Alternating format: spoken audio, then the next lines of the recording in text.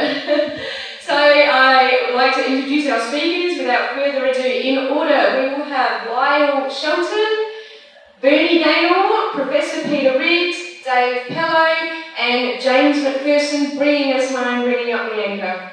Okay, welcome to Lyle.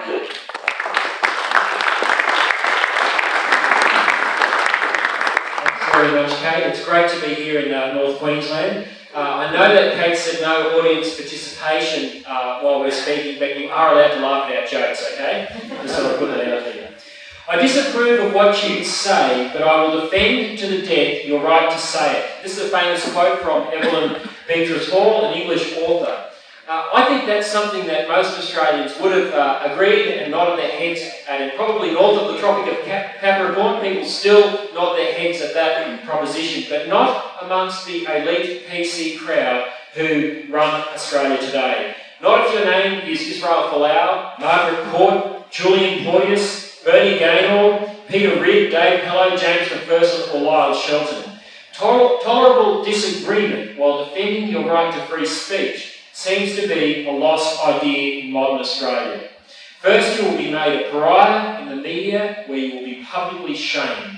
You will be demonised as a bigot, a hater, and anti the relevant identity group.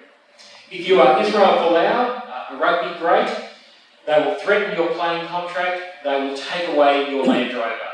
If you are Margaret Court, the world's most successful women's tennis player, they will try and take your name off the Margaret Court Arena at Melbourne Park Tennis Centre, and they will dump you as patron of the local Cottesloe Tennis Club, all because of your views on an issue about marriage.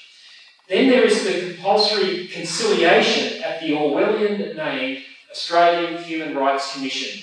I say Orwellian because it was the Human Rights Commission which backed the infamous QUT case, where a group of white students wandered into a racially segregated computer lab and then were tied up in years of legal disputation as the Human Rights Commission went after them because of some fairly innocuous comments they made on Facebook.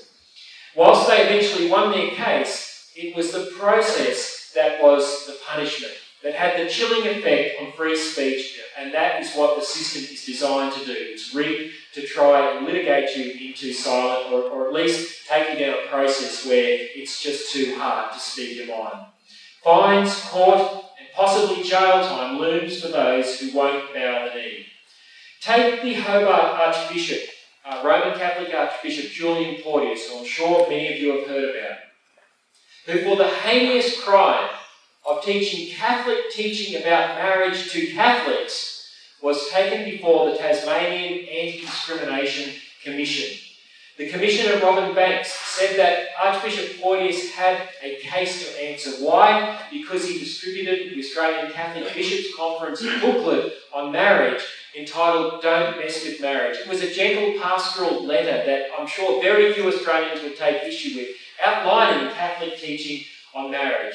And the offending aspect, most offensive aspect to it, was the suggestion that wherever possible, children should be allowed to know the love of their mother and father.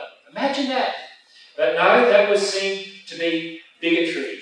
That was hatred. That was prejudice. Saying that messing with marriage messes with children. Well, of course it does, because if married same-sex couples are going to have children, it means that a child has to miss out on their real mum or dad. And I know that was very politically correct to use that phrase as I just did, but this is what landed Archbishop Porteous in enormous hot water just a couple of years ago. The case was eventually dropped, not because the other side, the leaders of the same-sex marriage movement in Australia, thought that Archbishop Porteous was right after all. It was dropped because it was starting to hurt their campaign. The Tasmanian law, which captured Archbishop Porteous, is still on the books, and similar legislation exists in most states of Australia, and I'm sure Bernie Gaynor will tell you about how this has affected him personally. After the Australian population unwittingly voted to redefine marriage, having been told that there would be no consequences, that this was just about love is love, a group of so-called conservative politicians in Canberra last December tried to move amendments in the Parliament to ensure that freedom of speech and freedom of religion would be covered as a result of the change that the Australian people had voted for. After all, the people were told there would be no consequences to anyone else apart from a loving couple that might want to get married. Well, all of the freedom amendments that were put forward last December after that momentous plebiscite were voted down. They were voted down with the help of Liberal Party and National Party politicians. These are the parties that are supposed to, and once were the parties of freedom of speech and freedom of expression. Yet Liberal and National politicians combined with Labor and the Greens to ensure that the basic freedom amendments were lost in the Parliament. The proponents of redefining marriage said there would be no consequences. Just weeks before the vote, Malcolm Turnbull, the Prime Minister, was shamed into acknowledging that freedom of speech and freedom of religion would become issues if Australia voted to redefine marriage. No less than John Howard, the former great Prime Minister. Remember him? Remember the years of stable government we had under him? His deputy, John Anderson, also came out with numerous public interventions saying to the Prime Minister that if this change goes through, there will be consequences. So Malcolm Turnbull's response was at the last minute a knee-jerk reaction to set up a commission of inquiry headed by Philip Ruddock, a former minister in the Howard government and long-serving member of Parliament. The Ruddock Commission handed down its report just last week to the Prime Minister. It hasn't been made public yet. The Prime Minister is considering it. But this is the report that is supposed to recommend how on earth we allow freedom of speech and freedom of religion to coexist in this brave new world that has been created after Australians were hoodwinked into voting for something that they were told would have no consequences. Now, we've got a glimpse of what might be part of the recommendations of this through the Courier Mail last Friday. Renee Villiers, in her report, obviously had spoken to someone on the inside, and she reported that one of the recommendations might be, now this is media speculation, but it does give you some insight, might be that the way that issues can be resolved in this new world is that the two parties, whether it might be a Muslim school or a Christian school or someone who has somehow offended someone in the same-sex community, come together for conciliation with the Australian Human Rights Commission. Now, I know from personal experience, because I've been to conciliation, and I'm not allowed to tell you this, I'm breaching my confidentiality agreement, this is a forum on smashing political correctness. I've been to the ACT Human Rights Commission for a conciliation. The letter that you get summoning you is a letter that invites you to come to conciliation, or else there will be consequences. So you have to go and conciliate with the agreed party. This was floated in this news report. Now, it's media speculation, but I know enough about how the media works to realise that someone has fed a line to a journalist to give an insight into what might happen. So, before same-sex marriage, you were free to express a view. After same-sex marriage, after we're told there'd be no consequences, one of the consequences might be you will have to go to forced conciliation at the Australian Human Rights Commission. That is not freedom, folks. That is not what we were promised in the plebiscite place. This is a brave new world where everything now is seen through the prism, through a rainbow-coloured prism. But it's not just the hard power of the law that is pushing freedom of speech beyond the realms of most people. Political correctness has seized even the people we rely on to keep us safe, to the point where they are so blinded they can't even tell the truth about serious incidents. And I want to tell you about one that's very close to home for me. Some of you have heard this story, but in December 2016, just 3 days before Christmas, I was on holidays with my family at the Gold Coast. I received a telephone call at about 9:30 p.m. at night to say there'd been an incident at our office in Canberra, which is located in a non-government precinct just behind Parliament House. At the time, I was working as the managing director of an advocacy group called the Australian Christian Lobby. We had been prominent in the marriage debate, we've been prominent in the debate about teaching children that their gender is fluid and limitless against this so-called Safe Schools program. It had been a very controversial year for us in 2016.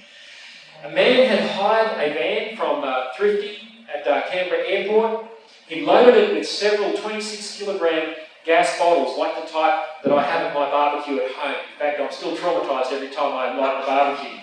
He drove to our office where he detonated the van in an apparent suicide attempt. Miraculously, he survived the blast, probably because only one of the at least 4 or 5 cylinders went off. But this was enough to destroy the van, blow out several thick glass windows on the ground floor, as well as one of the thick glass windows on the first floor where my PA sat. And the window in my office was cracked. There was molten glass on the carpet. There was an intense fire, which the fire brigade managed to bring under control, and $100,000 worth of damage was caused to the building. I caught the first flight I could back to Canberra, arrived to a scene of devastation and a big media pack. But about mid-morning, the Australian Federal Police, which had been called to the scene the previous night, held a media conference. And Commander Mark Walters of the Australian Federal Police told the media at approximately 10 a.m. the next morning that this was just a random act and there was no political, religious or ideological motivation for what had occurred the previous night. We were supposed to believe that this was the act of a mentally ill man who was looking for a place to randomly commit suicide and just happened to stumble upon our office, which is in an out-of-the-way, poorly lit part of Deakin behind Parliament House. The perpetrator survived the bombing with severe burns and was placed in an induced coma and airlifted to Sydney. 6 months later, after he'd recovered sufficiently, so last June, he was summoned to appear in the Canberra Magistrate Court. Up until that point, we had not been given the name of the perpetrator. As soon as the name was released in open court, I went back to the office and I googled the perpetrator's name. And within seconds discovered this individual was a gay activist who had been involved in the political campaigns against same-sex marriage in the United States. A month later, at his second court appearance, Channel 7 was able to obtain access to the police transcript of the interview that he'd given moments before he was placed in the induced coma while he was in the emergency room at Canberra Hospital. And there, according to that transcript, on the night of the bombing, he told police that he didn't like the ACL. He didn't care if our office was damaged. He hated religions because they were failed, and he disagreed with our views on sexuality. And yet the police had told the media the next day that there was no political, religious or ideological motivation for this attack. Wow. They even fronted up at Senate estimates hearings at Parliament House in Canberra in February of last year and repeated those same claims to the Australian Senate. In my view, I believe the Australian Federal Police have misled the Australian Parliament. Yet the AFP maintained to this day that there was no motivation. Sadly, the perpetrator, Jaden Duong, a resident of the same suburb of where our office was located, committed suicide last September. And I have to say, in my 10 years of ACL, that was one of the most heart-wrenching days of my time when I received that call about 10:30 at night from the Australian Federal Police. This case is now closed, and the AFP maintained to this day that there was no political, religious or ideological motivation for this attack. Political correctness meant that the police were not willing to tell the truth. This was Australia's first politically motivated suicide bombing, and it was committed not by an Islamic jihadist, but by a gay activist. Last year, my staff received death threats. We had white powder sent to our office in Canberra on multiple occasions. The Canberra Mail Centre was closed down on more than one occasion as people with hazmat suits had to go in and make sure the mail centre was safe. Police stood by at one of our Melbourne events, and thankfully there's been no protesters here tonight, but we had masked protesters turn up at an event similar to this that we were running, and they physically linked arms and prevented people from entering the event. I was on the phone to the police saying, please, can you allow us to exercise freedom of association? This is Australia. The police said there's nothing we can do about it. A board member of our organisation was forced to resign from 2 of our boards. He was a senior executive at PricewaterhouseCoopers. He later left there after they put pressure on him and went to IBM, where he took up another very senior, high-level executive position. Again, the activists targeted him at work, said, how can you have this bigot who is on boards associated with Australian Christian Lobby, how can you have him working at your organisation? He was forced to resign from our boards or lose his job. My home address and that of several of our board members was placed on the internet by a same-sex marriage activist, a well-known same-sex marriage activist by the name of Michael Page. Now, this is the sort of tactics that were employed, and this was done after the bombing of our office. There's an obvious safety issue there. This caused my board to then insist that my family home be fitted with security cameras and alarm system linked back to the police. Now, I'm not trying to paint myself as some sort of a martyr. I don't live in Surabaya, my church hasn't been bombed and my parishioners haven't been killed. My throat hasn't been slit by ISIS. Australia is still a pretty good place. But what I've told you tonight is not the Australia that I grew up in. We are losing our freedoms while we sleep and while we sit on the sidelines of politics and while we do not participate in our participatory democracy. Others are participating, minorities are participating, and they are winning the day in the media, in the academia, and in the parliaments. The same-sex marriage movement's power is now only emboldened that marriage has been redefined in law. This is something that would never have happened without the support of members of Parliament from the Liberal and National Party, and principally Warren Entrim just up the road. We needn't have gone through all this ends. Yeah. Bill Shorten, who aspires to be the alternative Prime Minister, has promised that if he wins government, he will increase the power of the Australian Human Rights Commission by installing a permanent LGBTIQ commissioner. Now, these commissioners get paid somewhere in the order of $300,000 a year plus. This will be a permanent rainbow cop on the beat whose job it will be to seek out people who do not toe the line on same-sex marriage and transgender ideology being taught to our children at school. And this person's job will be to re-educate people like me, and perhaps some of us in this room who dissent from these political agendas, and to have us re-educated and punished. Welcome to the Australia our kids are inheriting. So what's to be done? Well, we have to push back, and we have to push back hard. And I mean within the bounds of civil debate. I'm not suggesting that we take up arms or anything silly or radical, but we live in a society where we still supposedly have freedom of speech, and we should exercise that, and we should take a hold of the tools of democracy that so many of us have not been using for so many generations while others have. When a society loses the truth, the culture runs on lies, and political correctness stops us from being allowed to tell the truth. We must resist this. Václav Havel, the great Czechoslovakian resistance leader, told his people, don't live under the lie. We must not yield to the PC lies that our society is told.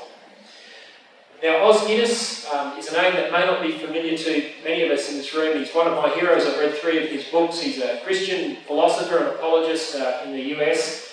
And he'll be speaking next Tuesday morning in Canberra to our politicians at the annual National Parliamentary Prayer Breakfast there, and I'll have the privilege of being there. I'm going to get him to sign my 3 books. I know I'm a geek, I don't have many hobbies in life, but that's one of them. If James writes a book, I'll get him to sign it. But he'll be speaking there. Now, in one of his books, he tells the story of a French resistance leader. Does everyone know who the French resistance were? I'm sure most of us do. In World War II, there was a group of tenacious people who refused to become part of the French Vichy regime, which capitulated and collaborated with the Nazis after the invasion of France.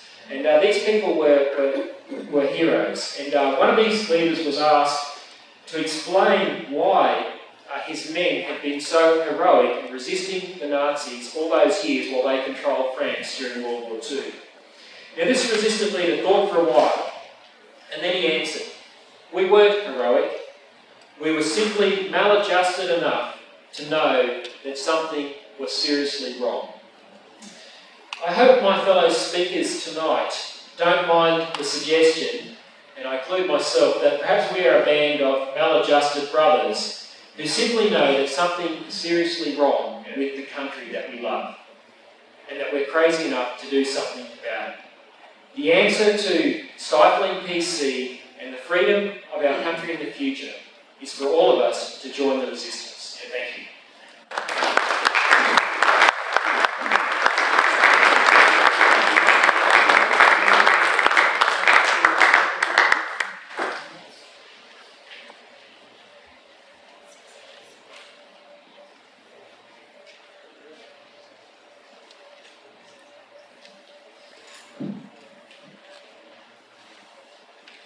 Good evening, ladies and gentlemen. My name is Bernard Gaynor, and for those of you who don't know who I am, I was formerly an intelligence officer in the Australian Army. I served in Iraq on 3 occasions and briefly in Afghanistan. I was awarded the United States Meritorious Service Medal for my operational performance in 2008 and 2009. and I reached the rank of Major. But the dizzy heights of my military career came to an abrupt end in 2014 when I pointed out that the Australian Defence Force was breaching its own policies to remain apolitical when it marched down Oxford Street with the Australian Greens and the Australian Marriage Alliance lobby group. When I pointed this out, the Chief of Army, David Morrison, responded by issuing me with a termination notice to show cause, and I was sacked. However, the good news is that last time I heard of David, he was wearing high heels and telling us that we couldn't use the word guy. So, despite the score in that battle, I am confident that I'm on the right side of history.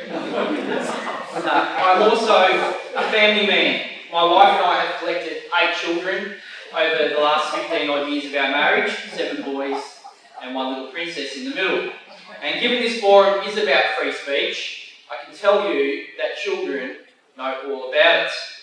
So yesterday I was in Sydney, unfortunately, the 73rd legal matter that I've been subjected to as a result of my views on marriage, family and morality.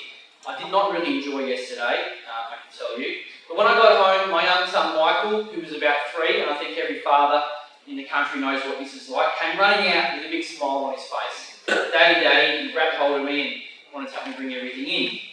And Elle came out as well, and she was very happy to see me too. But she also had a snippet of information. Earlier in the day, one of our other children had piped up in the car that Mum was the best. And Michael, the little 3-year-old, vehemently yelled out, "No!" And when he was asked why, he said, "Mum's not the best because Dad is." Now that's freedom of speech, I can tell you. Anyway, I would like to do 2 things tonight. Firstly, I'll give you a brief outline of my background and situation, the battle with the Defence Force and the anti-discrimination industry. And secondly, towards the end of my speech, I'll outline some thoughts about the situation we find ourselves in today and what we need to do about it. But as I said, over the last 4 years, I've had to deal with over 70 legal matters. It has not been easy. Defending myself in these matters has cost well over $350,000. I've lost a job. My wife and I have been forced to sell our home, the house that we had when we got married. We have almost nothing left. I went to war for this country in 2006, believing that I was fighting for freedom. When I came home from my 3rd tour in 2009, I found myself living in a nation where we were rapidly losing our freedom. And by 2012, when I was first put into the spotlight by the Chief of Army, I found that we are no longer even allowed to speak about how we wish to raise our children. Now this slide here shows the scale of litigation that has hit me like a tsunami as a result of anti-discrimination complaints from one single activist in New South Wales who describes himself as an anti-free speech campaigner. And he also states that it is his work to lodge complaints. This man has even lodged complaints about his own comments that he's left on my Facebook page. And the Anti-Discrimination Board have accepted those complaints.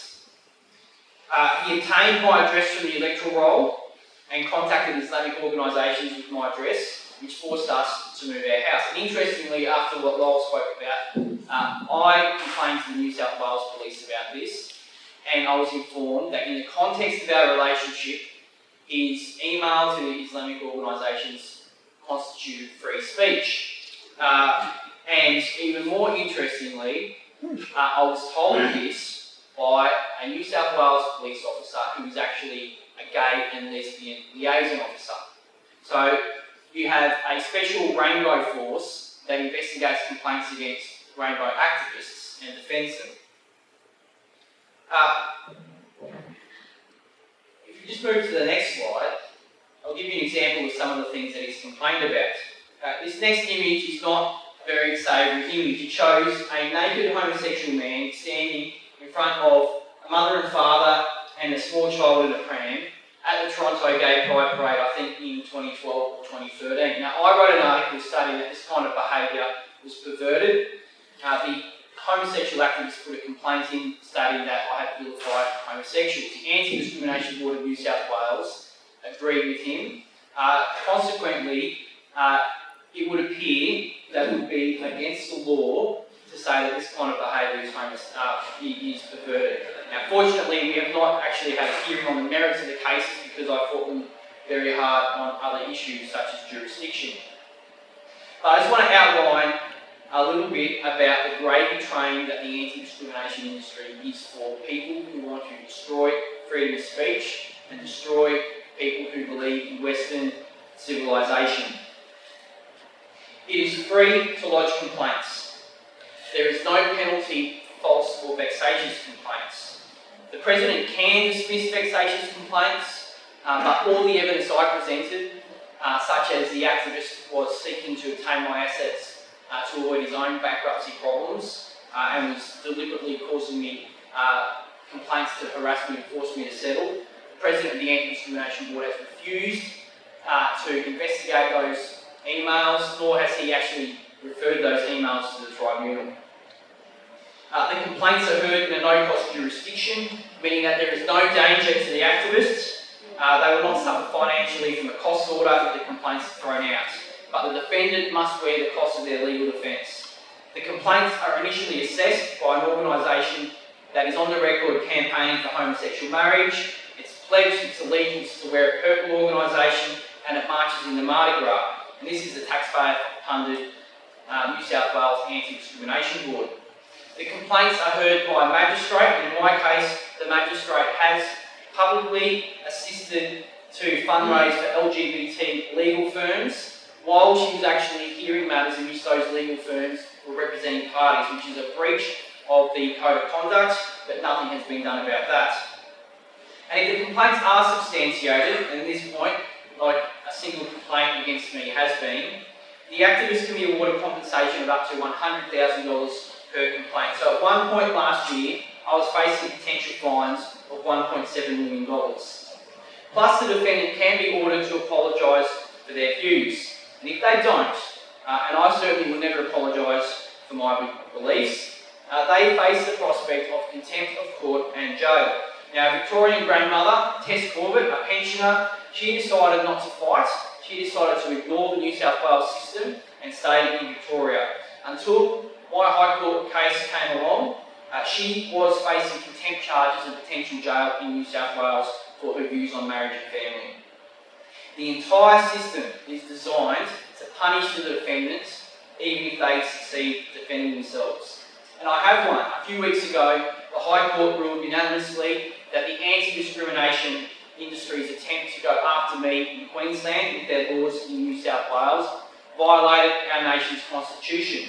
So we have it on the record that the only people who have broken the law in this 4-year farce are the Thought Police, the Anti-Discrimination Board of New South Wales itself. Now, you'd think that a win in the High Court was good news, and it is, but New South Wales changed its laws on the eve of the High Court case because I won before the High Court in the Court of Appeal, and they knew there was a pretty good chance that the High Court would uphold my win in the Court of Appeal, even though every single state in Australia, Queensland for instance, used taxpayer funds to go down to the High Court and argue that New South Wales law should apply in Queensland when it comes to anti-discrimination law. Every other state did that except South Australia, who didn't show up. So New South Wales changed its law on the eve of that case, and since that change, I'm now subject to 4 more complaints, 3 more local court matters. I've got another matter served on me yesterday, and there are 7 more local court matters about to commence against me. And that's since I won in the High Court about 6 weeks ago. Now, what you need to understand is that this New South Wales system is not unique. It is replicated across every single state in Australia. There are varying degrees of anti-discrimination law. They range from bad to terrible, but every single state has them. So what you need to understand as well is that even before the debate began on whether Australia should legalise homosexual marriage, it was technically illegal in Australia, in every single state, to make any statements that would explain why you would support the idea that marriage is between a man and a woman, because to do so contains an implicit assertion that there is something immoral or less good in a homosexual relationship than a heterosexual relationship, and that could easily constitute homosexual vilification, because it is very subjective as to how they decide what constitutes vilification. So I believe what Israel Folau has said in New South Wales is against New South Wales law. That's not to say I don't support what he said. I'm saying technically I would say he's in breach of New South Wales law. The only reason he's not in a tribunal is because nobody's put a complaint against him yet. And this is the other aspect of these anti-discrimination tribunals you need to understand. At the moment, for the most part, the complainants are targeting nobodies. In fact, almost all the case law in New South Wales has been brought from complaints against a disabled, mentally incapacitated, brain-damaged man. That is almost all the case law that's been used against me, and you can see the progress. They've started with someone who's no one, that no one has defended, and he's been completely destroyed. And then they've come after a grandmother from Victoria who was in a fringe party. I also used to be there, Katter's Australian Party. No one defended her. She was going to go to jail. I got hit. If I go down with these new laws, the only consequence will be that the next target will have a body of case law used against me to go after them. So the anti-discrimination complaints are one matter. The other matter erupted after the Australian Defence Force declared war on my traditional Christian views. Now, I left the Army in 2010 and I transferred to the reserves and I began a career in politics with minor conservative parties. A career, by the way, which defence policies explicitly allow and is even in section 44 of the Constitution, which has caused so much trouble. Reservists can run for office. However, I was told that I needed to stop expressing my views when I voiced opposition to proposed changes to anti-discrimination law that would effectively force private Christian schools to hire homosexuals. One of the amazing things about this case is that no one even knew publicly that I was still a member of the reserves until the Defence Force put out a statement about my beliefs. I did not shut up, so I was hit with 12 disciplinary charges and a number of administrative inquiries. Even though every single disciplinary investigation found in my favour, I was still sacked. The Federal Court initially overturned this decision, but the full court handed down a decision on International Women's Day, and I knew before I even got there I was going to lose, that the Chief of Defence Force was entitled to impose cultural change policies and sack anybody who disagreed with them, even if their expressed disagreement occurred outside the Defence Force in their own private capacity. Now, as a result of that decision, the law in Australia as it currently stands is that it is permissible for any major government department or business to declare that they support a program like Safe Schools and to sack anybody who may disagree with that cultural change policy, even if they do so outside the workplace.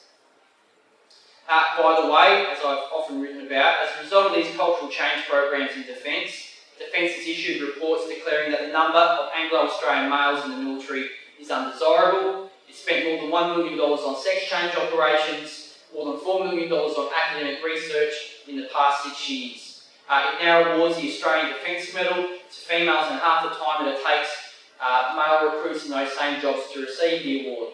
It has shut off frontline combat roles to males for at least the next 6 months. It is placing females in these positions, even though Defence's own data shows that they are injured at 4 times the rate of males during initial employment training.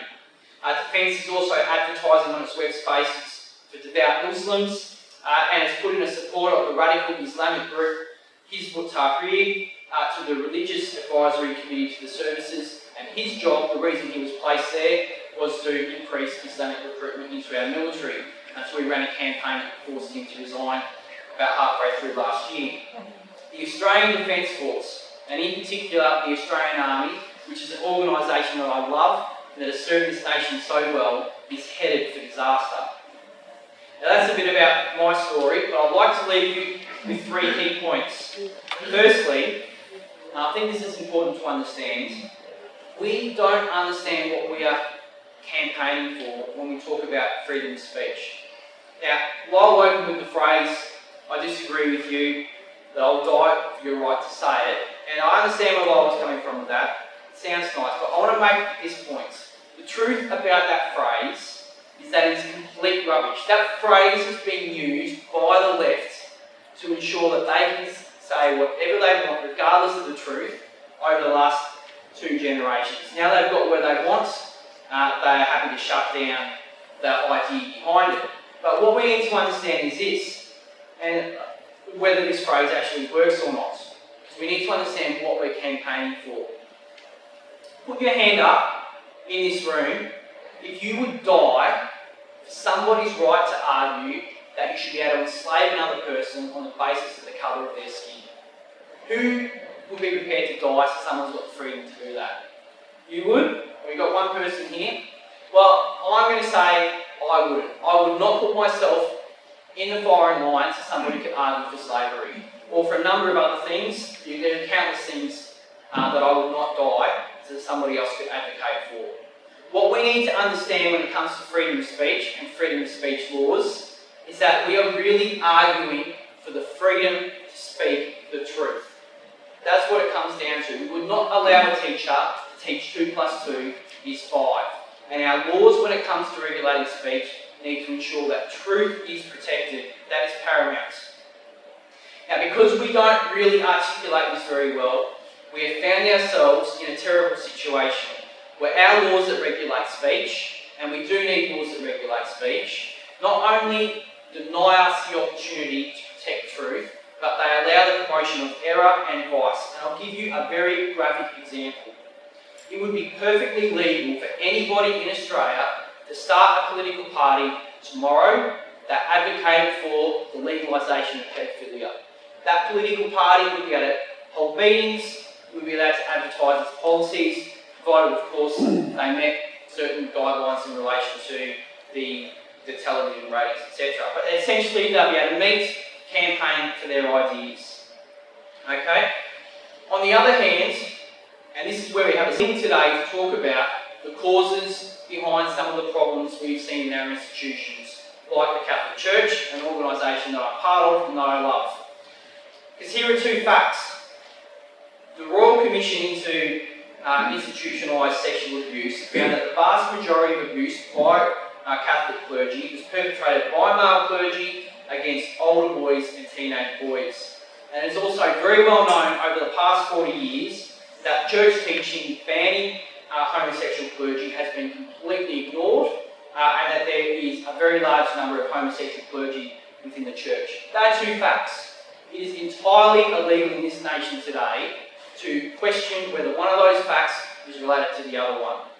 But it is perfectly legal to campaign to legalise paedophilia. So our laws do not protect truth, but they promote vice and error. And thirdly, we need to understand why we find ourselves in this position. I hate to say this, but collectively, Conservatives are completely unprepared and unorganised. I'll take Lyle's point about us being, what did you say we were? The resistance, but before that the term was maladjusted. Yeah, I would say there's an element of truth in that. We are unorganised and unprepared.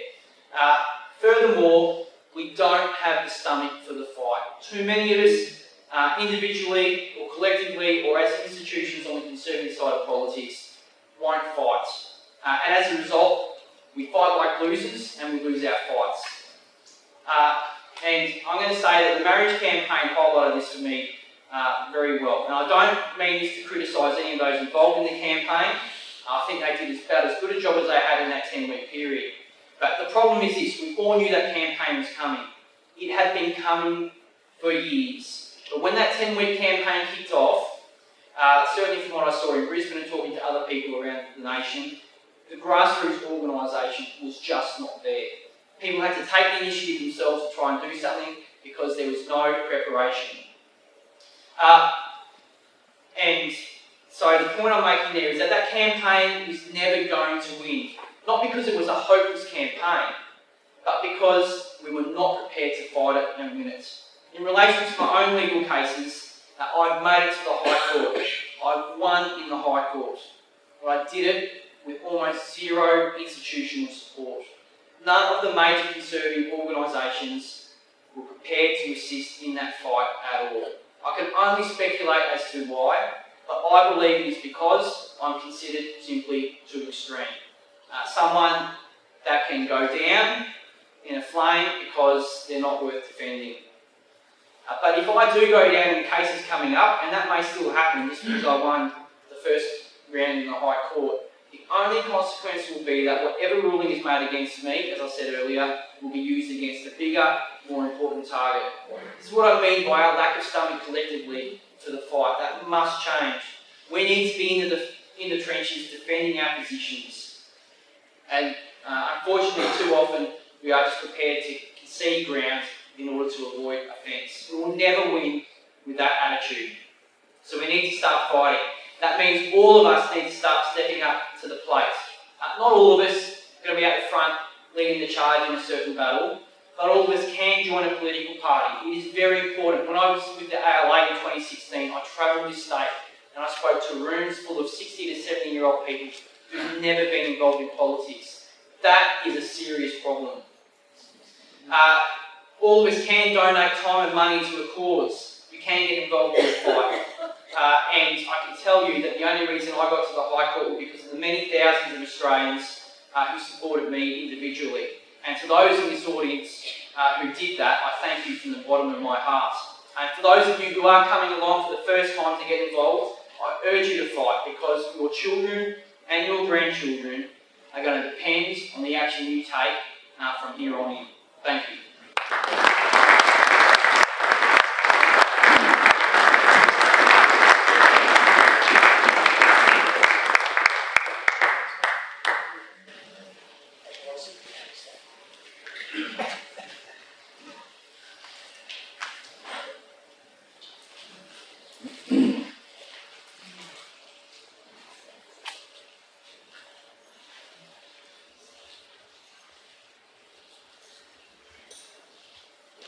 Hi everybody, my name is Peter Reid.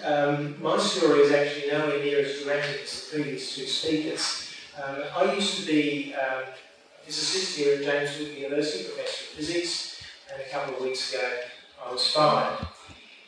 The situation at university, I think, is you've got to look at universities as the place where a lot of this problem started.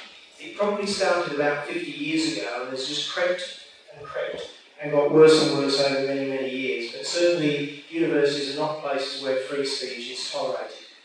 I worked on the Great Barrier Reef for about 35 years, and a lot of my work has shown that, in fact, the reef is not particularly badly damaged. But you'll hear in the news that scientists will say that sediment is killing the reef, global warming is killing the reef, dredging is killing the reef, a whole lot of things are killing the reef. My own work has actually shown actually this is wrong. For example, we've heard that the rising temperature is killing the reef. When we look at this graph here, we've got the sea surface temperature increasing here, and this is the coral growth rate. It turns out that as your temperature increases, the coral growth rate increases. So if global warming is going to happen, in fact, we should be expecting the coral reefs will grow better, not worse. Now, I don't have enough time to go into all this. I'm only going to have 12 minutes or so. But I'm just going to give you a few of these snippets of these strange bits of science which seem to indicate that the reef is not particularly badly damaged. This graph here shows you time 1985 to 2016 and the coral cover in the southern region of the Great Barrier Reef. You see it going up and down. This great crash here which occurred with Cyclone Hamish and a very, very rapid recovery of the reef. There's about 3 or 4 times more coral now on that southern area of the reef than there was in 2011.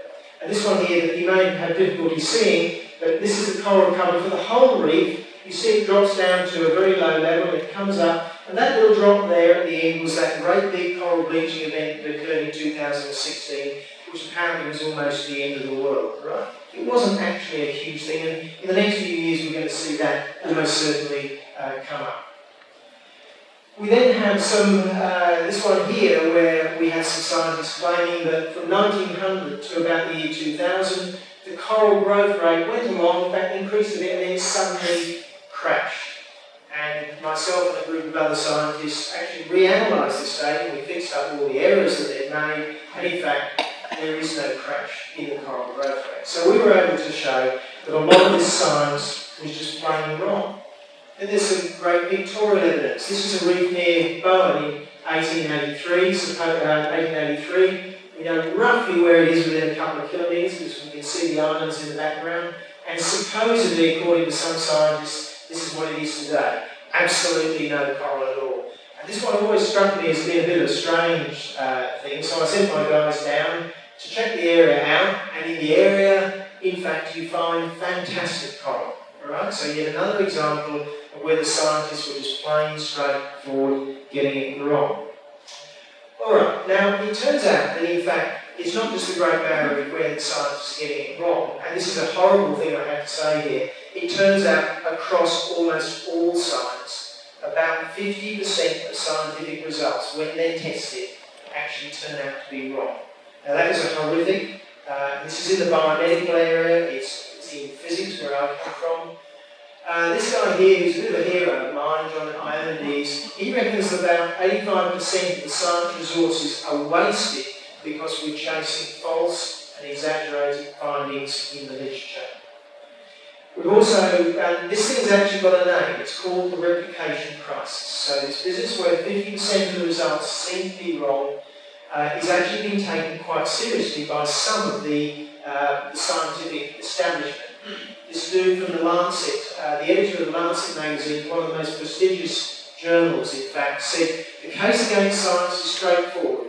Much of the scientific literature, perhaps half, may simply be untrue, afflicted by studies with small sample size, tiny effects, invalid exploratory analysis of flagrant conflicts of interest, together with an obsession for pursuing fashionable trends of dubious importance, science has taken a turn towards darkness. So there is a problem in science, and you better believe it. Alright, so what I then did was, I've done all this work on the reef, and I say we have the replication crisis, and it's because we're not doing enough quality assurance on that science.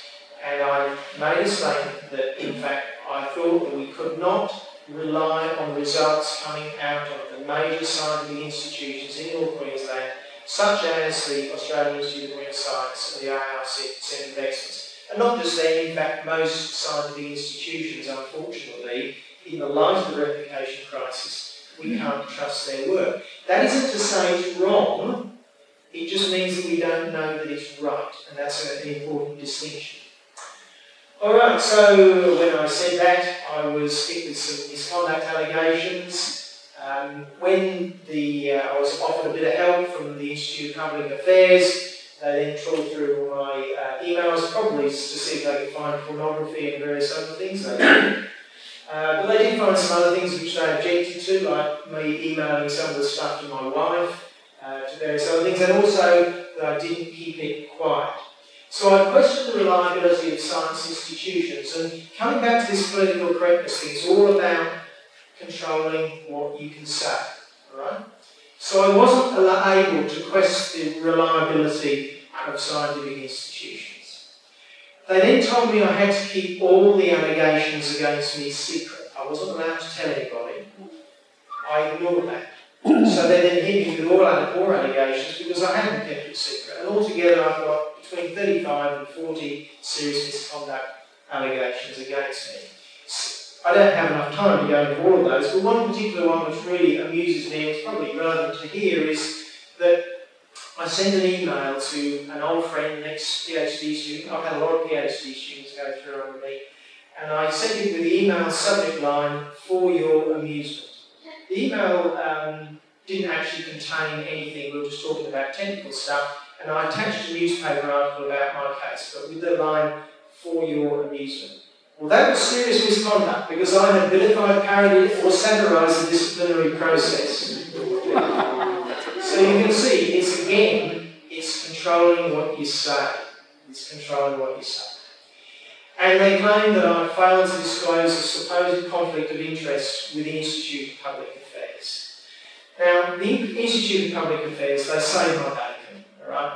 If I hadn't broken my confidentiality, this secrecy ruling the university, and mentioned it to them, they wouldn't have given me this, a little bit of seed, a few $1,000s of legal help, and I would have been finished, and that would have been the end of me. So, they don't want you to talk. This is what this is about. They will control what you want to say. And unfortunately, this is the way universities have become. It was a little bit like that when I was an undergraduate. I see Rex Angus is here. He was one of my lecturers in the 1970s. It wasn't that bad then, but it was creeping in because I did a diploma of education. You could see where that was occurring. But this stuff is really very, very serious. These problems with the reef science is affecting the economy of the North Queensland region. The cane farmers are having to massively reduce the amount of nitrogen they put on the farm, reducing their productivity. We have scientists calling for the closure of mines, the restrictions on dredging, and the bad publicity is killing is damaging the tourist industry. But probably more importantly, this is just an indication of what our universities have become. And if we're going to actually do something about this political correctness and lack of being able to speak, sooner or later something is going to have to be done about universities. I don't know quite what you do about universities, and I suspect that one of the things that's going to have to be done is we're really going to need some almost new universities that will have to stand up. But at the moment, there is no way that free speech, freedom of thought, freedom of debate, or any of those sorts of good things which we really value, are valued at universities. They are, in my view, no longer an asset to the country, and that's a very sad thing. Thanks very much.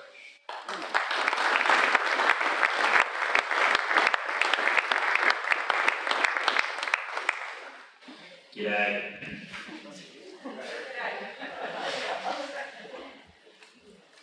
I'm from Queensland, we're allowed to talk like that, aren't we? It's those Mexicans from south of the border that are a little bit posh. My name's Dave Pello. I'm an alt media commentator. That means not good enough for TV, I have to go on YouTube. So I've actually just this week published an interview with Dr. Peter Ridd. If that wasn't enough, there's nearly an hour of conversation with him on my channel. I've also done interviews with Bernard Gaynor, one of my first ones actually, over a year ago. James, haven't got you yet. But Lyle Shelton, Lyle Shelton for the record. Good interviews there too. It's the guests that make it really interesting. They've got great stories, haven't you? Enjoyed hearing them already? There's lots more where that came from. So that's the plug for me. That's who I am if you haven't got a clue. The reason we have bad politicians, bad governments, and bad policies is because we have dumb voters. And I think that's the media's fault.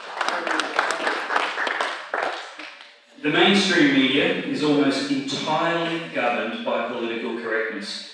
And political correctness freezes conversations about uncomfortable or unpopular issues, no matter how much importance, truth, or justice they withhold by avoiding politically incorrect conversations. I've come to see that the economic law of supply and demand applies in politics as much as it does in the free market. The exchange of goods and services for money is mirrored in politics. At the end of the day, to the last man, politicians all have the same policy: to get elected or re-elected. But the power of the decision if they or someone else will represent us in the next parliament is ours because we vote for them. They work for us. We have the currency of votes which they will greedily exchange for the services of effecting popular policy. It's this law of supply and demand that makes the Liberal Party elites treat loyal members like they have nowhere else to spend their votes and instead go looking for customers they don't have. Voters on the far left of traditional Australian family values and wise, truly conservative government budgets. But that's not their fault. That's the way the game works. We have always had the power to change that, and to first pre-select and then elect the candidates that won't and didn't take us for granted. We have the power to shop elsewhere. Politicians, like capitalists, are predictable. They follow the currency of votes. It's simply supply and demand. Change the election issues we demand, and we will change the policies they supply. But the media are more aware of this than we are. One of the worst things about Australian democracy is everyone has to vote. It's compelled speech. That's not civil liberty. You can't say nothing. The law says you must choose. This empowers the politically correct media. This means uninformed, uninterested, and media-educated fools get to choose the government. Sure, some people will mark their names off the roll to avoid penalty, but how many mark it carelessly? How many more choose their vote because of their feelings instead of their careful consideration of the facts? How much confidence can we have in the quality of choice the electorate as a whole then makes when many results come down to less than 1 or 2%? It's not hard to predict that more than enough people to change the outcome will vote based on what the media told them, without even having done as much research as they will the next time they buy a car. Of course, it's self-evident that everyone in this room or watching this video is doing more research than most and has more interest in our common future as a nation than the begrudging voters or those whose only information guide is a steady stream of mainstream media. Party websites, public meetings like this, and alternate media sources are where thinking people from all sides engage. The hypocritical irony of compulsory freedom notwithstanding, wouldn't we have a better quality group decision if we simply allowed everyone the same equal vote at the ballot box and didn't force people to vote who don't value their part in our democracy, don't care, and don't think? Compulsory voting empowers the marketing money and the mainstream media to tell lemming voters what to think and feel. It empowers sneaky Uncle Bill to whisper "Minister" in everyone's ears, and for those who didn't get the bald-faced lie by SMS, to hear it on the nightly news. The mainstream media exacerbates idiocy. Compulsory voting makes it essential that campaigning is done by mainstream media, that parties coordinate their message of the day lest anyone deviate and the media swoop on a lonely voice of dissension, wasting the only 10-second brag your party will get that day on something sensational, like a candidate with a sex toy business. No, the media has far too much power in electing our government, but it doesn't much matter how they get this power. What matters is what they're doing with it and what we can do about it. Take, for example, an exchange I had on Twitter with the federal political reporter Jane Norman from the ABC recently. She tweeted her biased opinion that it was a shocking result that an LNP branch with equal numbers of men and women democratically pre-selecting their candidate for the next federal election would choose a man to replace the incumbent woman, Jane Prentice. She offered the number of women the Liberal Party has in federal parliament as somehow relevant and commented that the democratic process can't be questioned. It's fair to infer sarcastically. She shocked me, however, with her subsequent tweet. Happy to say I'm 100% in favour of equal representation in Parliament. It's a fairly non-controversial position. And here's the poison of political correctness in the media. It sounds good. It sounds virtuous, but it's a thin veneer over anti-democratic tyranny. It's effectively a spoonful of sugar to help the leftism go down. Non-controversial? How on earth does a sophisticated professional journalist not know that identity politics is controversial? It's political correctness, basic Marxism. Any interference in the democratic process to achieve a desired outcome is not democratic, but authoritarian inequality. It necessarily disadvantages someone else, justified in the name of a grieved minority. Equity, or equality of outcome, is an extreme leftist philosophy, the polarised opposite of equality of opportunity. Justice demands blind impartiality, indifference to identity, not favouring money, or majority, or minority. We must not care how many male, female, white, black, rich or poor members of Parliament there are. Equal representation in Parliament was achieved with suffrage and universal voting rights for every adult regardless of race or identity. I don't care about the outcome. I care about the system, the way they get elected, the equality of opportunity. How many women are in the Parliament? I don't care. My state member of Parliament is a woman. Is she incapable of representing me and the 15,000 men in my electorate because we don't have the same genitals? Of course not. Neither is a Parliament full of men inadequate representation for their female constituents if everyone was allowed an equal vote. What mythical rubbish is this notion that shared attributes improve representation? If that were in any way based in reality, you'd have to feel sorry for the left-handed lesbian Latina midgets in some electorates. What about the 0.0054% of Australians who identified as neither male nor female in the last census? How can they possibly have equal representation in the federal parliament? It's utter nonsense.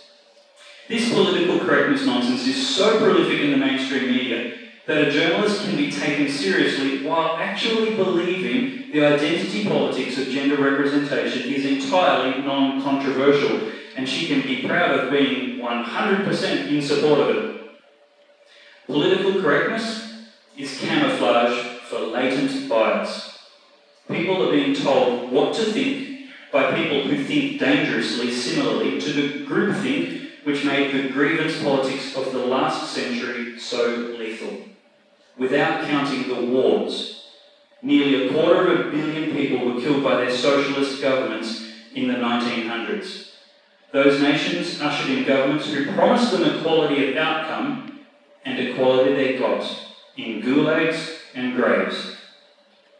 There is no end to the crusade for equity because there is no such thing as equality of outcome without force. The ultimate minority is the individual, and in that sense, right thinking demands that equality of opportunity be made available for every individual, regardless of their identity, because of their equal worth to every other individual. And that just thinking is the opposite of the pernicious socialism disguised in political correctness. You know, I was talking at length with a common radio commentator in Brisbane and former Labor Speaker of the Queensland Parliament last year, and he confidently informed me that there was no such thing as political correctness, that it was just an invention of conservatives to justify their rudeness, their racism and their bigotry.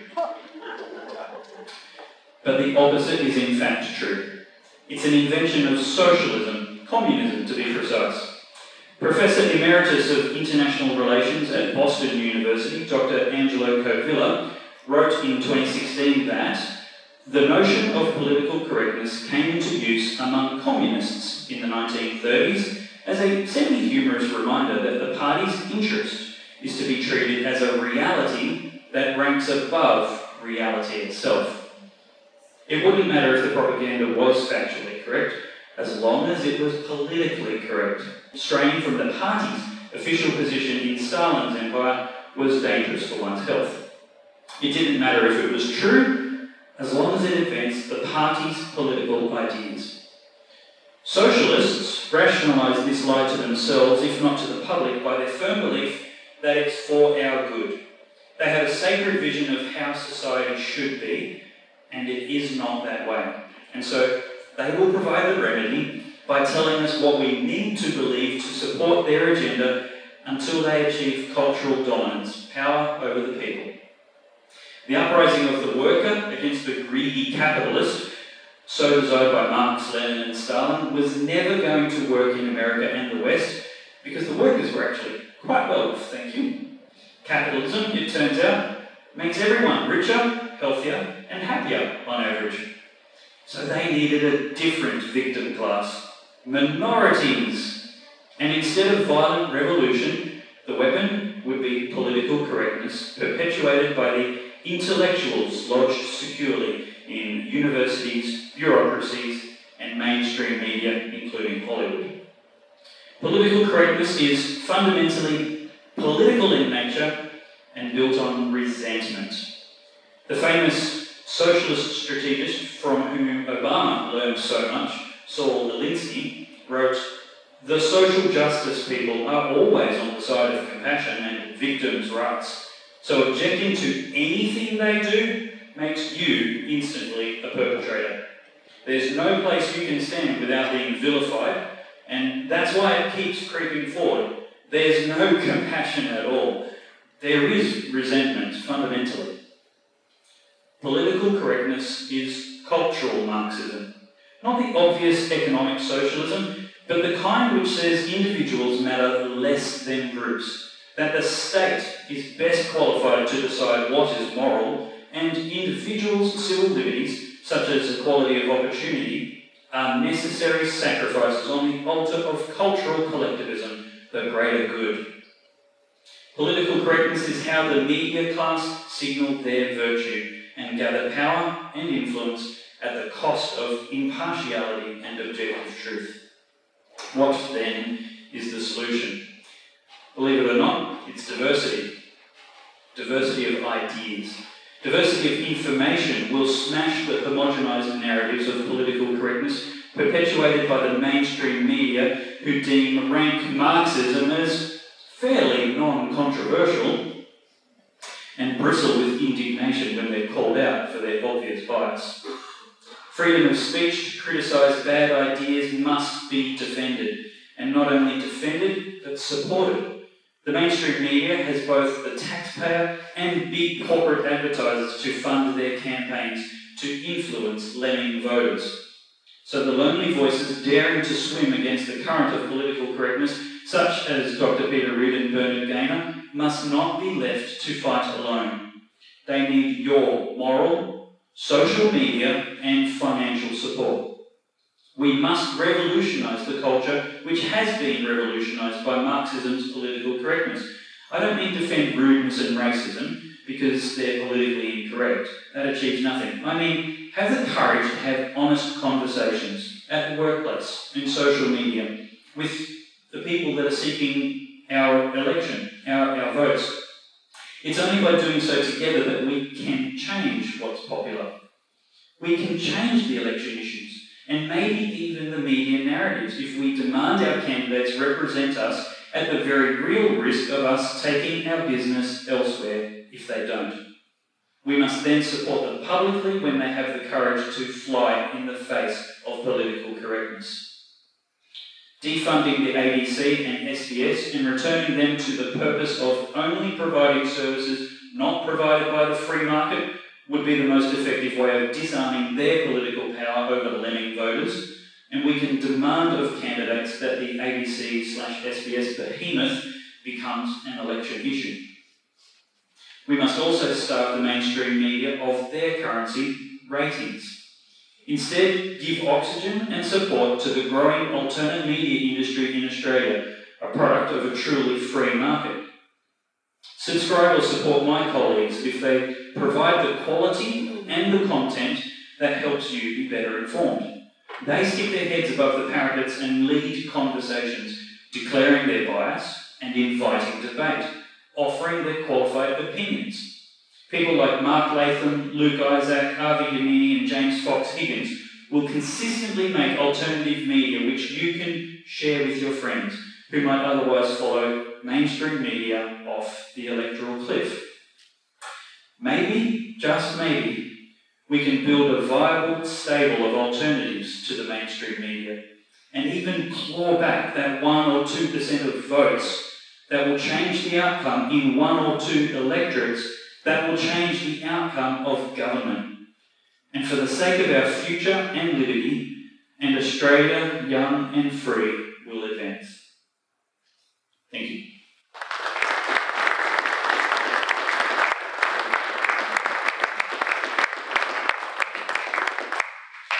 Well, I must confess to feeling rather inadequate. Lyle has been fired on. Bernard has been dragged through the courts 70 or more times. Peter's been sacked. Dave's been reduced to flogging his wares on YouTube. The worst I've suffered as a result of things I've said are a few nasty tweets that were sent to me. But I'm grateful to say my mother has closed her Twitter account and I'm no longer on the end of her abuse. My name is James McPherson. I'm the pastor at Calvary Christian Church. After listening to what the other speakers have been through, I've only got one of 2 conclusions to make. Either I'm not trying hard enough, or as the only speaker from Townsville, I happen to live in the most moderate, tolerant city in the country. Thank you for those 3 people who agree.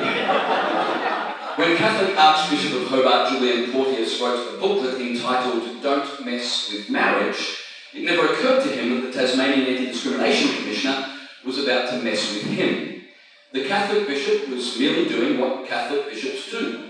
He wrote a booklet outlining Catholic doctrine and sent it home to Catholic parents who, being Catholic, wanted to know Catholic teaching on marriage. That's when transgender activist and federal Greens candidate Martine Delaney stepped in. Ms Delaney complained to the Tasmanian Anti-Discrimination Tribunal that the booklet was insulting. She demanded an apology from the Catholic Church and that the Catholic Church be forced to implement a lesbian, gay, bisexual, transgender and intersex awareness program for all staff and students within the Catholic education system. It's a mystery to me why Delaney did not go further and insist that Catholic boys and girls also be taught, in between learning to love thy neighbour and do unto others as you would have them do unto you, about asexuals, androsexuals, gomosexuals and pansexuals, but baby steps, right?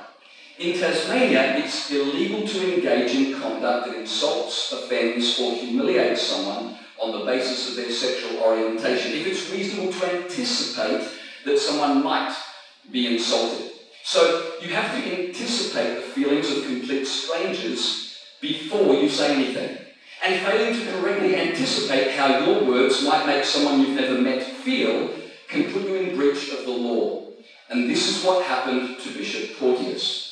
He should have anticipated that a transgendered stranger might indeed be offended by something lesbian and same-sex marriage advocate Penny Wong was herself saying only 5 years earlier. Penny Wong told a gay magazine in 2010 that there were historical, religious and cultural reasons not to mess with marriage. But like I said, that was 5 minutes ago. Tasmania's Anti-Discrimination Commissioner, Robin Banks, that's a great name if ever there was one, but I digress, concluded that the complaint against Bishop Porteous had enough merit to proceed to a full investigation. So Tasmanian taxpayers were paying for an investigation into whether or not Catholic teaching on sex and marriage might be offensive to a transgendered activist with an eye on garnering much needed publicity for an upcoming tour at a federal election. I have to say the Anti-Discrimination Commissioner is not just Robin Banks. Ms Banks set the Catholic bishop down, along with the transgendered activist, and attempted what the Anti-Discrimination Tribunal called conciliation. Conciliation means the action of stopping someone from being angry.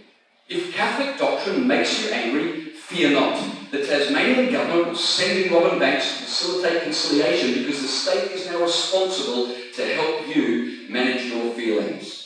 Media reports at the time said that all Ms Delaney wanted was for the Catholic Church to make amendments to their booklet on marriage.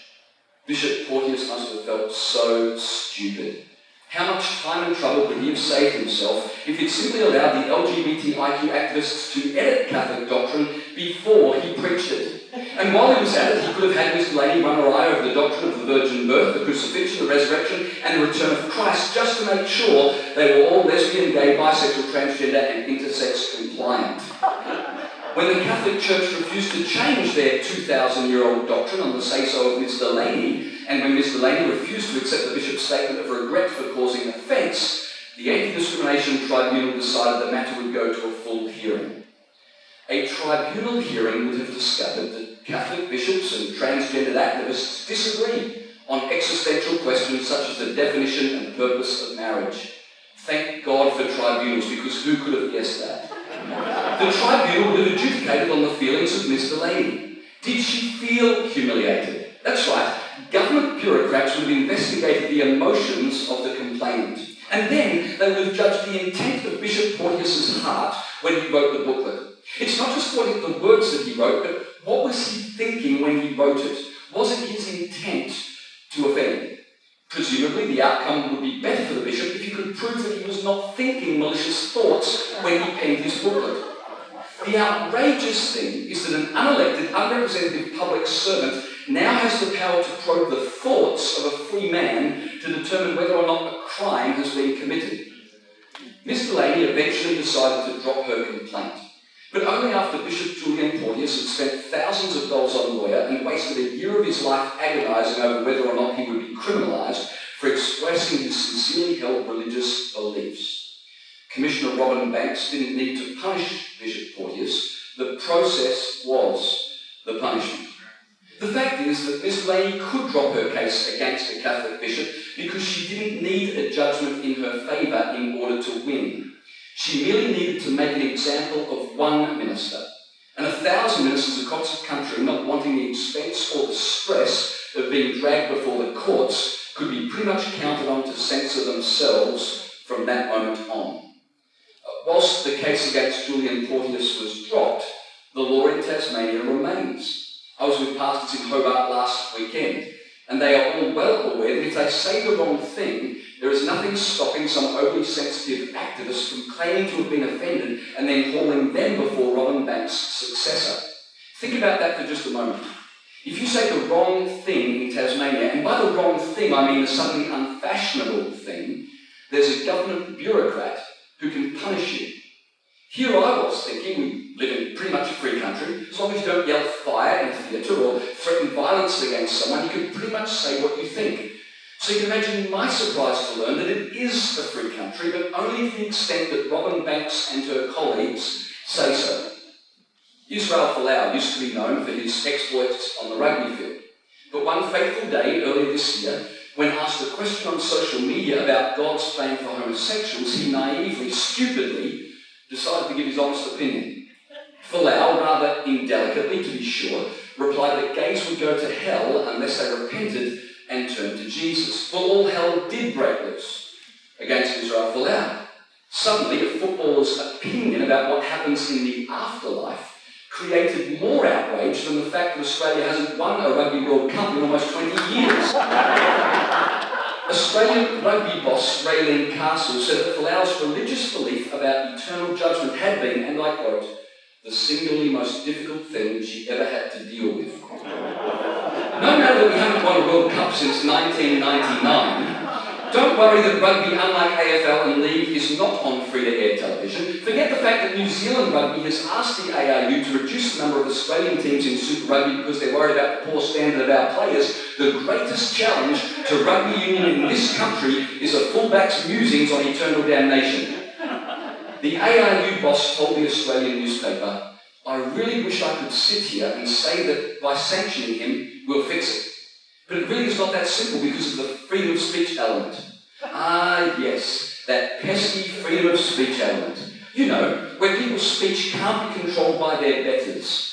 And trust me, our betters would love nothing better than to control our speech. The former Human Rights Commission President, Gillian Triggs, told the crowd in Hobart last year, sadly, you can say what you like around the kitchen table at home. Well, what is this country coming to? When from Hobart to Cairns, families are still able to speak freely around their kitchen tables. If only a Gillian Triggs or a Robin Banks could sit at every dinner table in the nation, adjudicating on what family members can and can't say to one another. It sounds ridiculous, but the ridiculous people are not joking. And notice the hypocrisy. The same people who insist, rightly, that they should not be told what to do in their bedrooms want the power to tell you what you can say in your kitchen. Israel Folau believes that when people die, they face judgment. And when asked specifically about homosexuals, he said homosexuals will go to hell when they die unless they turn to Jesus for forgiveness. The question is not whether or not you agree with him. The question is whether he should have the right to say what he thinks. And be careful how you decide, because the same principle you use to deny Folau the right of expression is the very same principle that may well one day be used to deny you your right of expression. Australian rugby sponsors said that because of their commitment to diversity and tolerance, they could not tolerate Folau's divergent view. They wanted to celebrate diversity by using their sponsorship to enforce conformity. They insisted that rugby must prove it was all about inclusion, and how better to celebrate inclusion than by excluding Folau. Because of his views on what happens after you die, for goodness sake. It must have then been a surprise to Folau to learn that Qantas and other corporate sponsors had such strong convictions about what does and does not happen after a person gives up the ghost. Most people assumed Qantas was in the business of getting people from here to there. Apparently they're also keen to ensure a monopoly on the route people take from here to the hereafter. The difference between Folau and the corporate sponsors is this, and it's significant. Whilst Folau said he believed homosexuals would be judged in the afterlife, those who disagreed wanted Folau judged now. You tell me who is the greater threat. The religious footballer who in answer to a question says he believes some people will be punished after they die, or his detractors who say that someone must be punished in this life merely for what they believe about the next. A Qantas spokesperson said Qantas found Folau's comments disappointing. Well, God forbid that any of us hold religious views that might disappoint a corporation. As a quick aside, it's hard to believe Qantas were too disappointed. This is the same Qantas, after all, that's in partnership with Emirates, the official airline of the UAE, where Islamic law completely oppresses homosexuals. But here's the part of the Folau story which was truly frightening and didn't get anywhere near enough media attention. One of Australia's human rights commissioners told the media he would make himself available to counsel Israel Folau about, and I quote, how better to express his views. Well, how thoughtful. We now have a government bureaucracy of highly paid public servants making themselves available, via the media of course, to help you better express your religious views. Here's a view. The Human Rights Commission should mind their own business. Now, admittedly, I could have done some help expressing that. Human Rights Commissioner Edward Santo told the media, I will write to the Australian Rugby Union to offer to meet with Folau, to hear his side of the story and to discuss how he can live out his faith while being conscious of the impact his words have on others. I beg your pardon, who on earth is Edward Santo? And more particularly, what qualifies Ed to tell Israel Folau, or anyone else for that matter, how to live out your faith? Here's the frightening thing. In an inclusive culture, it increasingly seems the logical next step is for dissenting voices to require state permission to speak. What seems to have been missed in this whole episode is that not a single Australian Human Rights Commissioner sprang to the defence of a Polynesian Christian who was being vilified and threatened with sanction for merely answering a question about his religion. Just as not a single Human Rights Commissioner sprang to the defence of a Tasmanian bishop who was being vilified and threatened with sanction for merely saying what Penny Wong, Julia Gillard and Barack Obama had been saying just a couple of minutes ago. Now, I've only given you 2 examples of Christians who've been threatened for simply stating what it is they believe about ultimate meaning and purpose. And I don't have to give you any more examples because, as I've already explained, it only takes one clergyman to be put through the process, and every clergyman is on notice. It only takes one identity to be publicly crucified for expressing a religious belief, and every Christian in the workplace is on notice. Raylene Castle from the Australian Rugby Union said she was trying to find a balance between Folau's right to speak and other people's right not to be offended. She said she was committed to helping Folau walk the line. It all sounds very reasonable, doesn't it? Striking a balance, finding a line. But what's the point of free speech unless it's for speech that's over the line and unbalanced. If everybody only says what everybody agrees with, there's no need for freedom of speech. And if no one's allowed to say anything that deviates from government police parameters, well then speech is not free at all. To be candid, it doesn't seem like corporations or activists or government bureaucrats are that interested in striking much of a balance. They've drawn a line, and they are increasingly outspoken about which side of the line they are on. As you've heard tonight, whether it's climate science or gay marriage or gender fluidity, one side has gleefully swapped the Voltaire line about disagreeing with what you say but defending to the death your right to say it for an easier two-word phrase: shard. This does not bode well for our future, particularly when it comes to the subject of religion. Religion, properly understood, is not a service on a Sunday morning. It's our set of answers to the big questions. Where do we come from? What's the purpose of life? How do you define what's right and what's wrong? What happens when we die?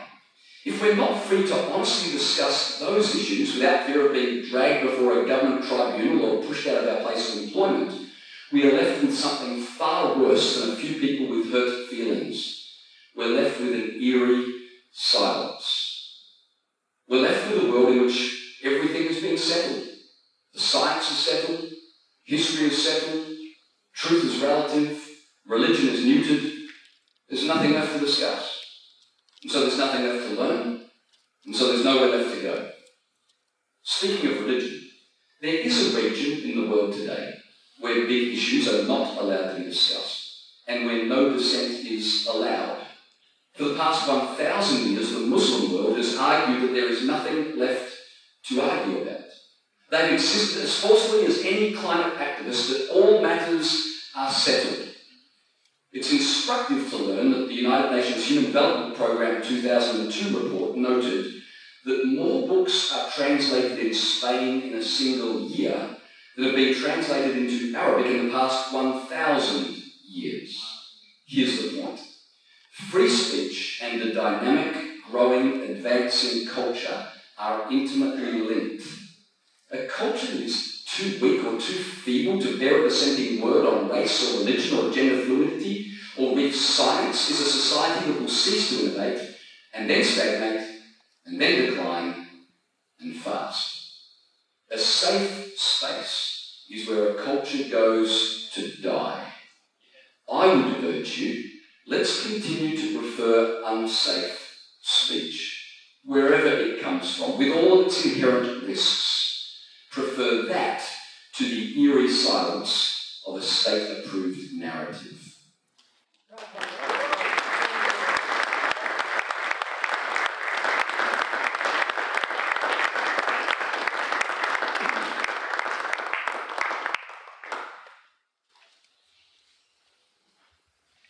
Thank you very much. Can we get one more round of applause for all of our speakers?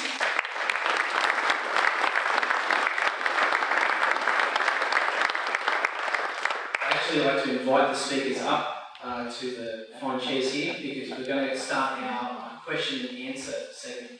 And to kick off our question and answer segment, we actually have got some questions from some international guests. Stefan Molyneux and what was the lady's name? Lauren Southern. The interesting thing about these guys, like Dave, they're alternate commentators. So they commentate over mediums such as YouTube and the like. And Lauren herself was actually detained before she could enter Britain, and was slammed with a lifetime ban because of her nature for being a conservative commentator who was very well outspoken regarding Islamic, the Islamic position, Islamic extremism.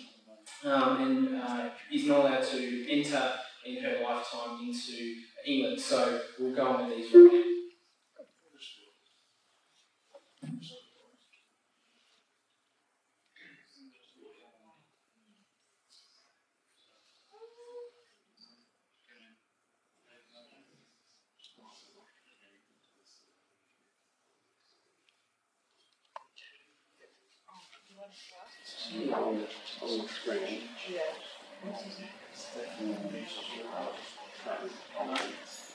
Very important, right?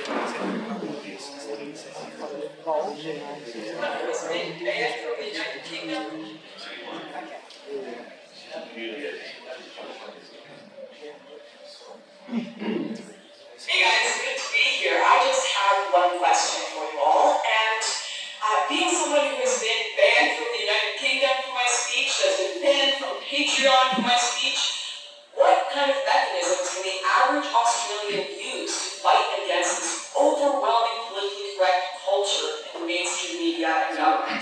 Well, to follow that up, I think if we understand that robust arguments are not afraid of counter-arguments, robust ideas are not afraid of being challenged, of being questioned, of being opposed, isn't it basically if you want to stop people's free speech because your arguments cannot stand criticism, they cannot stand on their own merits, and you're afraid to have them questioned, isn't the desire to censor a confession that your ideas are bad? If we get that idea across to people, that basic understanding that only cowards run from the marketplace of ideas, then we can help people to understand that anyone who calls for that kind of censorship is wrong by default. And of course, we're not just here to ask our questions, but we have a very exciting announcement. Savannah and I will be coming to Australia to do a speaking tour. I can't wait to come and meet friends and foes, supporters and critics alike, and the best way to help Australia make it to flourish, to be welcoming to productive immigrants, and it's going to be a wonderful tour. We're going to have lengthy speeches. Actually, I don't know if I do that. Lengthy speeches. We're going to have really boring, lengthy speeches that are going to be data heavy, and you definitely don't want to come. We'll lock the doors from the outside, the moment you're in. All right, there will be oxygen masks at the front. I can't wait for my brain to continue to gear for the next part of my sentence. Here we go. All right, it's there. It's arrived. All right. I am very, very excited to come to Australia to meet friends and foes, supporters and critics, to hash out the ideas about the best way for Australia to move forward, to flourish, to protect its culture, to protect its history, to have productive people come into the country, and we're going to have speeches, we're going to have lengthy Q&A, so bring your questions and your comments and your criticisms. We're going to have meet and greets. Can't wait to meet you all one-on-one. It's going to be a wonderful, wonderful evening that's going to well arm you in the cultural battle ahead. Looking forward to seeing you guys there. Before technology implodes, gentlemen, Dave, could you maybe restate the question they posed? I actually forget. What question again? I honestly don't remember. I think the question was, how are we going to ensure freedom of speech and what can people do? That was the general gist. Well, I've got the microphone, so I'll go first. Look, it's a very good question, and I think the answer is this. We need to speak. They can't take everybody to the anti-discrimination tribunal because they simply don't have the resources to do it. They can't sack all the professors because there'll be no universities left. At the moment, they believe that they can target the one or two people and the rest will comply. So we need to speak up. That's the answer. Speak up. And the other thing is, you'll feel great about yourself, and you will find that your little action gives someone who you never thought it would courage.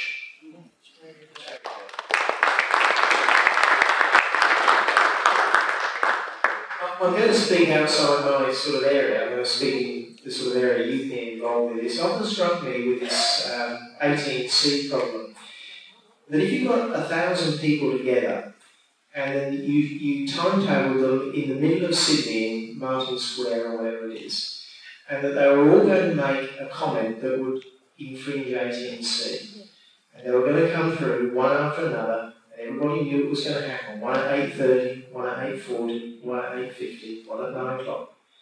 And that 1,000 people were going to all together break 18C, one after another. What would then happen?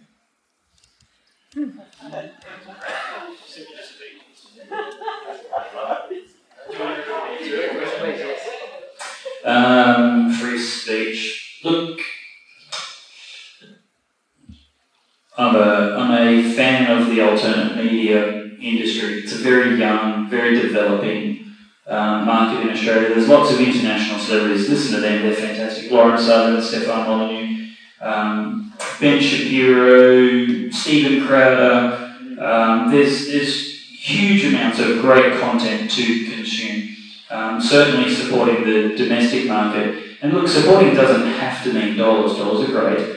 But just sharing it, getting the word out there more often, especially if they're people that think like you. It just helps share the influence. You don't even have to come up with the original argument yourself. You can find somebody who says the argument articulates what you want to say and then help share that. Helps the debate get going. You don't have to worry about not being able to articulate everything as clearly as you'd like to. You certainly get better by listening to other people articulate their thoughts, but you get to just share and spread that on. So social media is a big help. As long as we're allowed to use it, it's typically been, that's a different question. But yeah, flood it, take it over, continue to refuse to be silenced is what it comes down to, I think. I agree with what the other speakers said. Last year when masked protesters turned up at our event in Melbourne and linked arms and physically prevented 50 people from entering an event similar to this, we just resolved that we were going to keep having events and keep doing them and not let them silence us. The aim was to intimidate us, to try and scare us away. That was just one event. All of our events, all of our conferences for the last 5 or 6 years have been subject to attacks by the same-sex marriage movement. And, I'm not anti-gay or anti-people, but they would bombard the Facebook page of the High Hotel in Canberra. It would get escalated to Chicago. We'd go for a couple of days. Are we not going to have our booking for our conference honoured? This sort of stuff happened time and time again to us. We just determined we're going to put our heads down and keep holding public events.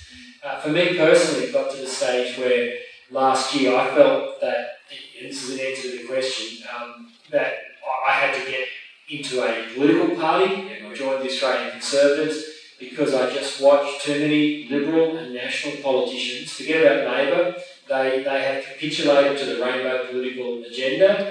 Lock, stock and barrel, that capitulation was complete at the 2015 Labor National Conference in Melbourne.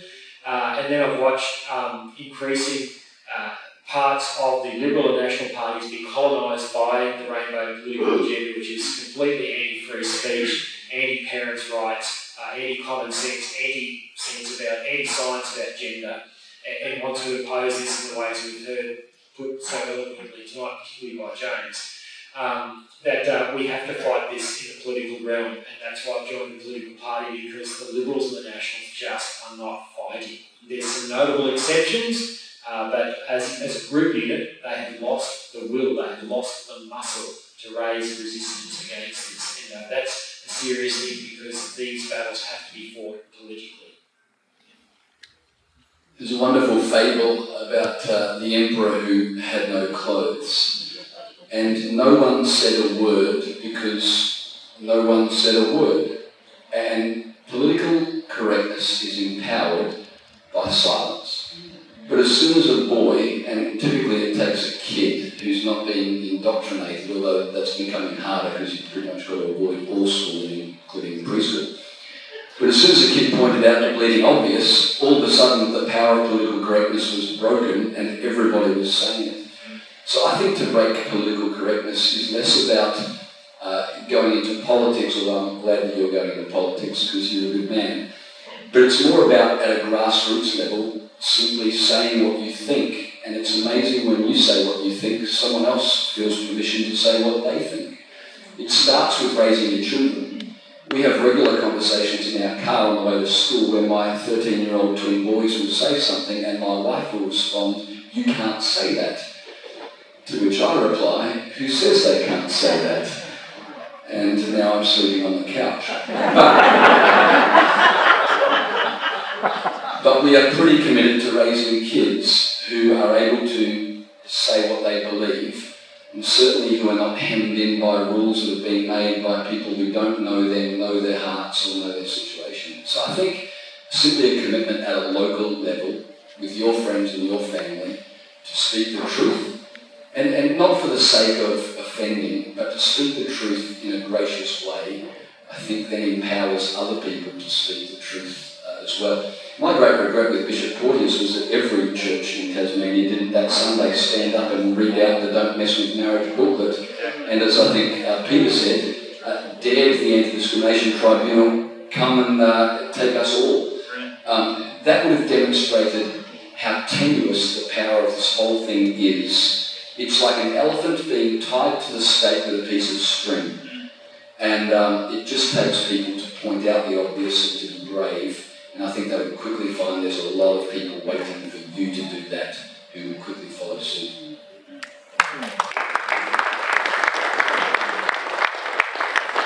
Who better to point out that the Emperor has no clothes than someone who has holes in theirs?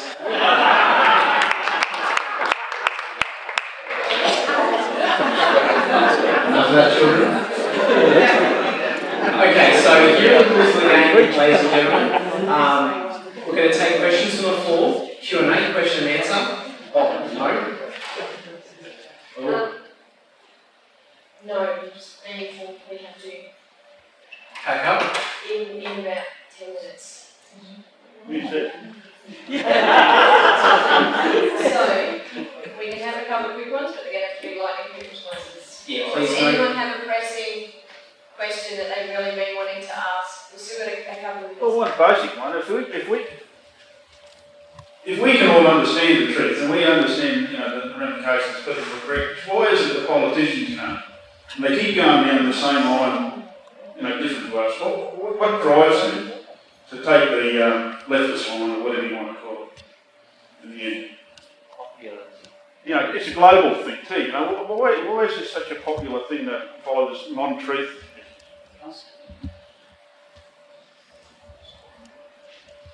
Supply and demand. They've got our votes. They're going after the ones they don't have. That's just it. Yeah, but they get voted in and then they get paid. Is it a monetary thing at the end of the day? No, it's just control. They just want to control the culture. And for politicians, if we're not going to change who we vote for, they're safe. They can get pre-selected again and again and again. Warren Inch is not going to be a problem because his electorate, his party members will pre-select him again. His party members are not going to dump him. What needs to happen in that electorate is that 100 good people need to join the Liberal Party and say, right, we're choosing Bob or Sue. Gender equality. I think the answer to the question is politicians have bought into groupthink. This is a deception. There are people who come with agendas, but when they go to Canberra, the pressure to conform is enormous. I've seen good people that I've known before they went to Canberra go down there believing what all of us in this room will believe, and then the pressure to conform to the groupthink is enormous. I had one Labor parliamentarian who changed his view on gay marriage, who for 5 years fought the good fight with us, Labor politician. And finally he rang me up one day and said, look, I'm in shadow cabinet, I'm a Christian, I believe all the stuff, but I'm a Labor man first. That's the sort of pressure that comes on, and the lack of courage to stand against and to sacrifice career ambition. That's a rare thing for people in politics, and that affects them on both sides. It's an interesting way that we've set up our country these days. Many years ago we promoted a thing called multiculturalism, where you divide the community into groups. How to get their vote. Envy is the most powerful emotion. So divide the community into groups and then tell each group why they should be aggrieved. stoke their grievances, and then tell them that you understand their grievances, and if you vote for me, I will represent you. That's exactly what Hillary Clinton did in the US election. Didn't quite work for her, but we're seeing that right around the world now.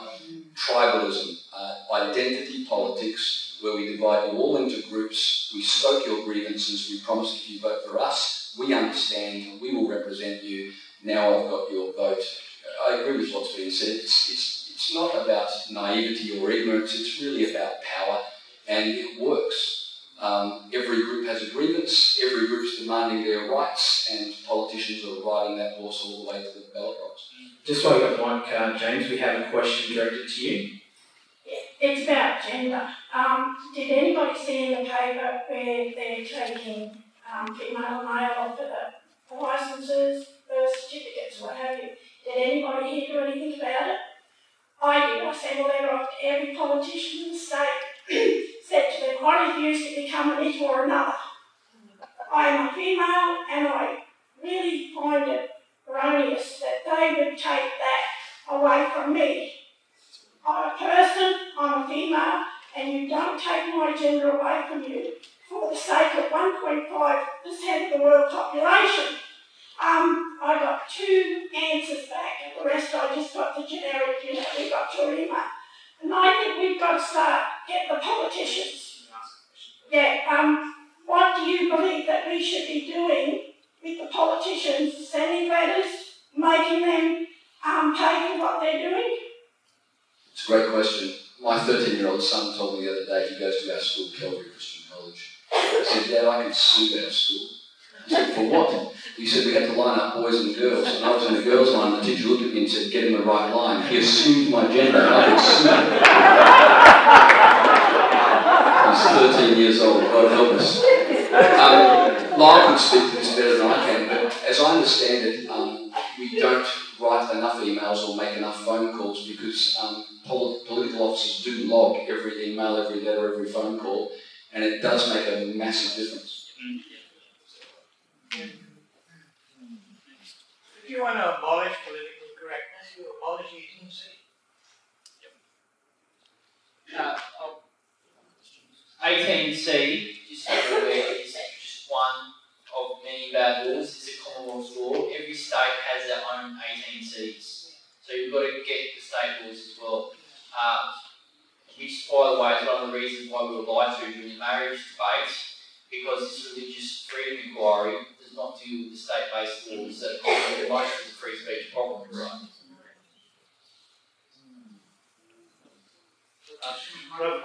I have a question about... Could you just direct your question to one of the speakers, please? Okay, well, I know James more than anybody else, so if I'm incorrect, and I'm sure that James will give us some information later.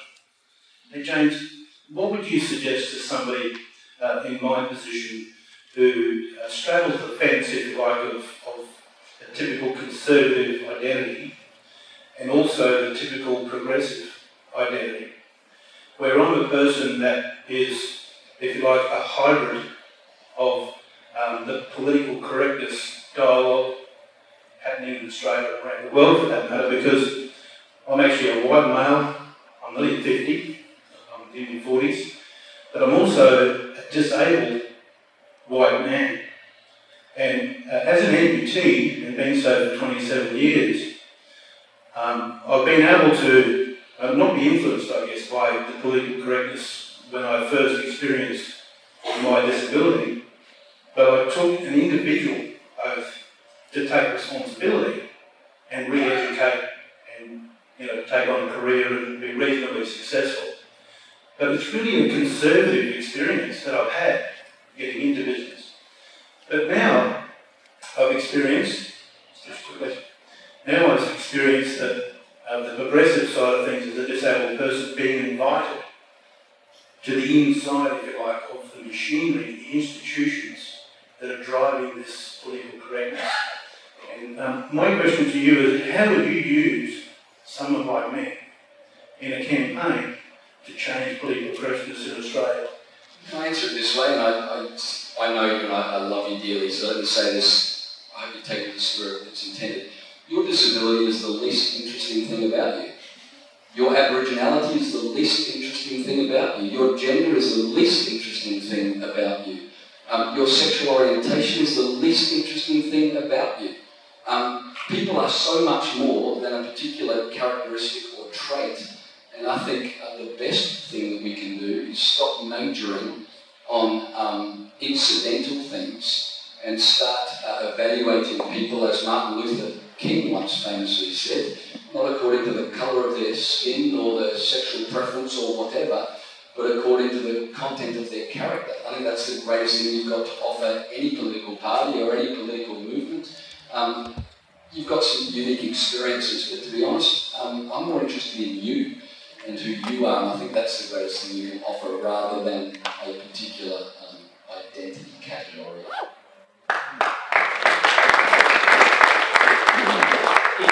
We'll take one more question.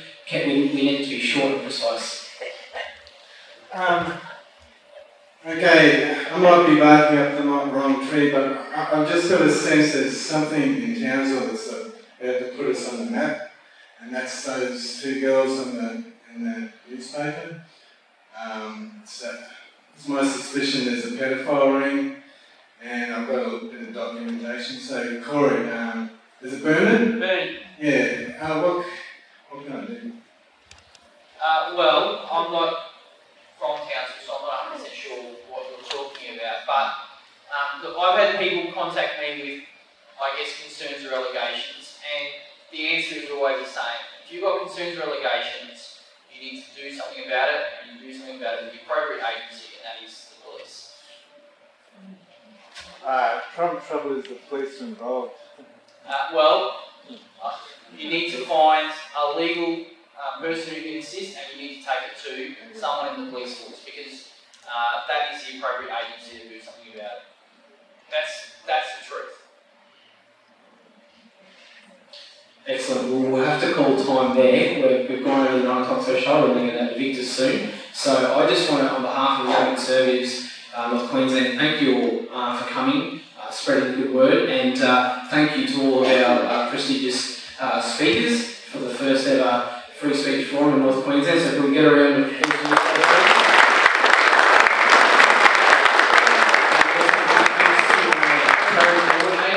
Kate, Liam and Seth.